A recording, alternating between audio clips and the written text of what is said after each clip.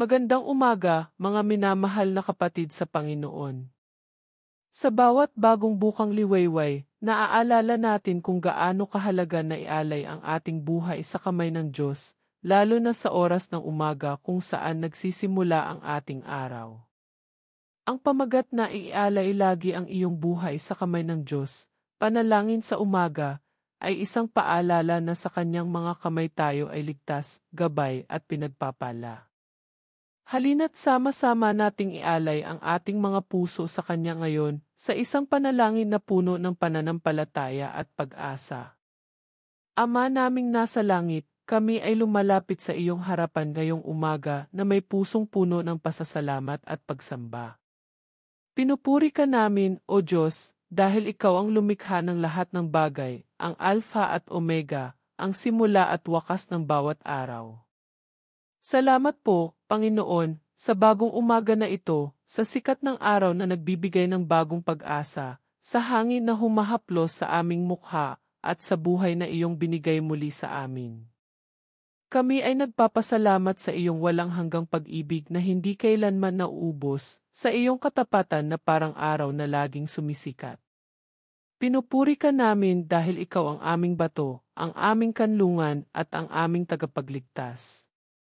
Sa bawat hininga namin, kami ay nagpapasalamat sa iyong biyaya na nagpapahintulot sa amin na magising muli, na may bagong lakas at bagong pagkakataon upang mabuhay para sa iyong kaluwalhatian. O Diyos, Ikaw ang aming hari at kami ay iyong mga anak na puno ng kagalakan sa iyong presensya. Panginoon, sa panalangin ito, kami ay nagsusumamo na ialay namin lagi ang aming buhay sa iyong mga kamay. Tulad ng sinasabi sa pamagat, ialay lagi ang iyong buhay sa kamay ng Diyos, kami ay nagdarasal na gabayan mo kami sa bawat hakbang namin ngayong araw. Pangalagaan mo po ang aming buhay mula sa anumang panganib, proteksyonan mo kami laban sa mga tukso at masasamang plano ng kaaway. Bigyan mo kami ng himala sa mga lugar na kami ay nanghihina, tulad ng sa aming kalusugan, trabaho at relasyon.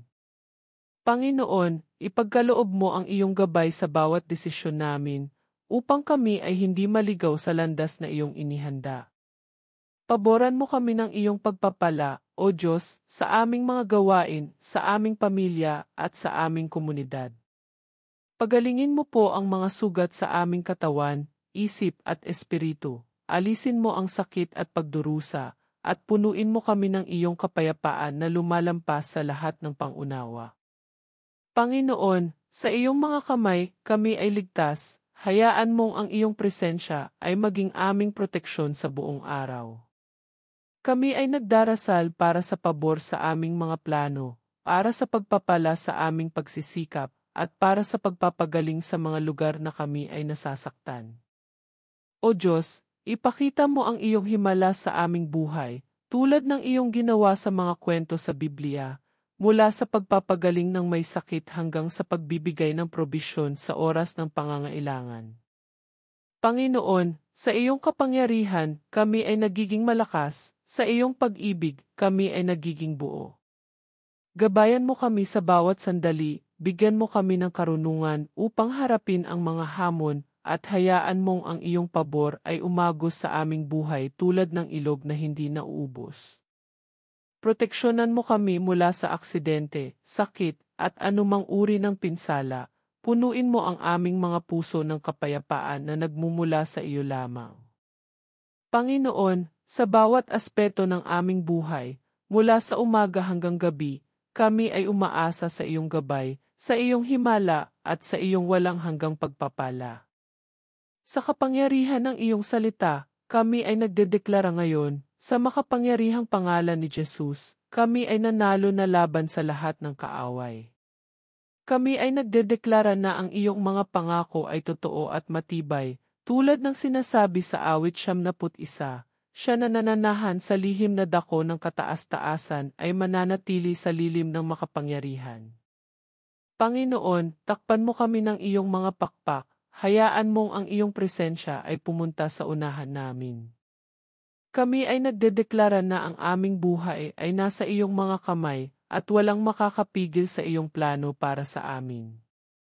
Sa Isayas 41:1-0, ikaw ay nagsasabi, "Huwag kang matakot, sapagkat ako ay sumasa iyo. Huwag kang manglupaypay, sapagkat ako ang iyong Diyos."